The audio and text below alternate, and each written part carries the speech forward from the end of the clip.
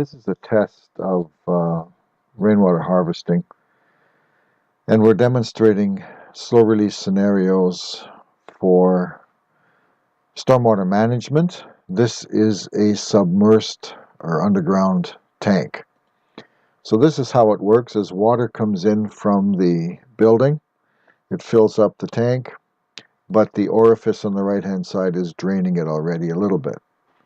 Rainwater stops coming in, the orifice slowly drains the tank down to the level of the stormwater requirement to go out into the storm drain, and then everything stops. So there's always a bit of a residue in there. If that orifice outlet would be lower, then it would drain more out of the tank. Now, the slow release orifice restricts the movement of water going out, and the size and shape determines the actual flow. And it could be circular, it could be rectangular or square. We will try and determine that. So in the CSA document, there is an outlet orifice size for variable release detention formula, but it really only calculates the flow. That's a problem. This formula was incorrectly named, and so there's been a change made. It's been adapted to actually calculate for the area of the orifice using exactly the same information. And it determines, or it works with a maximum slow release flow. And we're going to do a little bit of adjustment to this, but let's see how it works. First of all, what we're looking at here, we need to find the area, but we're working with the flow. We're working with a coefficient for the type of outlet, a protruding outlet, which actually is protruding inside the tank, or a flush-mounted outlet. We're going to use the protruding one. There's a constant for gravity, and then there's this maximum head. How deep is the water above the orifice outlet? That's the information we're working with. This is kind of how it looks. Our flow, we already calculated that earlier. Our coefficient of the orifice is, we're going to just assume that we're using intruding one, so we're always using the same one. Gravity is a constant. We're using that number that's given to us. And the calculation says maximum head, so we're going to calculate this distance from here to here and put that into the formula, and the resulting information, the area of this orifice here, the size of that hole in the tank, will be in square meters. So here we have our calculation formula. I just put it out in English words based on this formula here that comes from the adapted CSA manual C411 on page 76. So for example A, we had 0.08 liters per second. We'll divide that by 1,000 to get cubic meters per second. We have our coefficient. This is divided by here. Coefficient of 0.52. We have our 2 times the gravity, and we're going to use 1 meter of head here. And we will use our exponent as given here. And we end up with an area of 3.00003475 square meters, a pretty small number. Same thing down here, for example, we get 1.5 liters per second divided by 1,000 gives you cubic meters per second, and that's 0.00652 square meters. Now that's easy enough.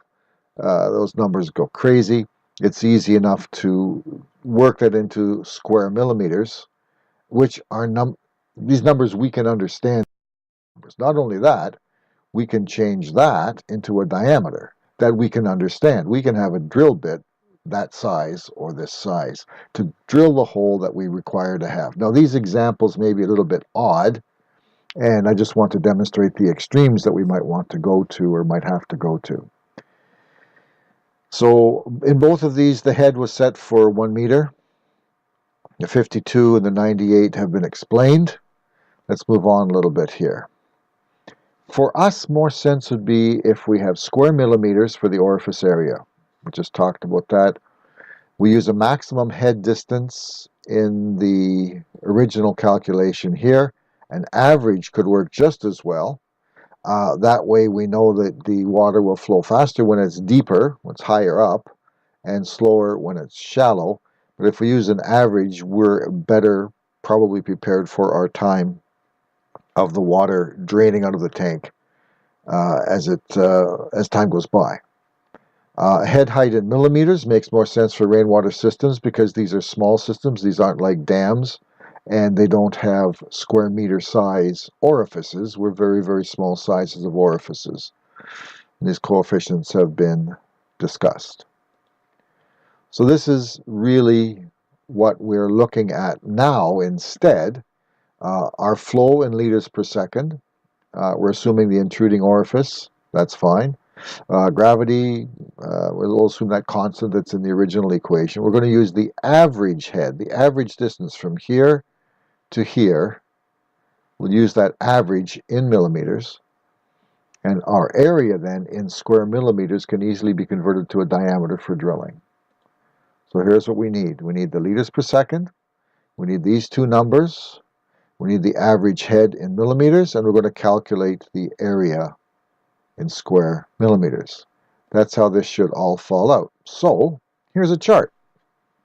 If we look at it, it might be a little bit hard to read. These words mean nothing right now. But example A would be smaller than this here. In fact, it would be about 1/10 of that, and this is lineal. It's very, very lineal, all these calculations.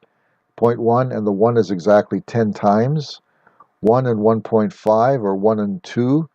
You can see that's exactly double or exactly 1.5 here. So if we wanted to go down here 1/10 less, it's 6 square millimeters. And so we can calculate these numbers that way. And that's a very, very, very small number, 0.08 liters per second. So we're starting with the chart at this number here. This is our average head height, which means that would be a meter from the center line of the orifice to the maximum height of water at the overflow inside the tank. So we're using half average head here. And that gives us this orifice size, which in the original equation was maximum head, which means now we've got more flow when the water is deeper than that, but less flow when it's less than that. And that's above the center line. So we would have, perhaps this would be our answer here. In example B, we're still using that 1 meter, but we had 1.5, so our answer would be in here, 17.13 millimeters, or 0.67, 2/3 of an inch diameter hole to be drilled to create that orifice, or that size of pipe to go in to the tank through some sort of a grommet or seal that would hold it, but we're assuming that it's going to intrude inside the tank, in which case we're using that coefficient which allows for that. Hope this all makes sense. It's kind of the first whack at it.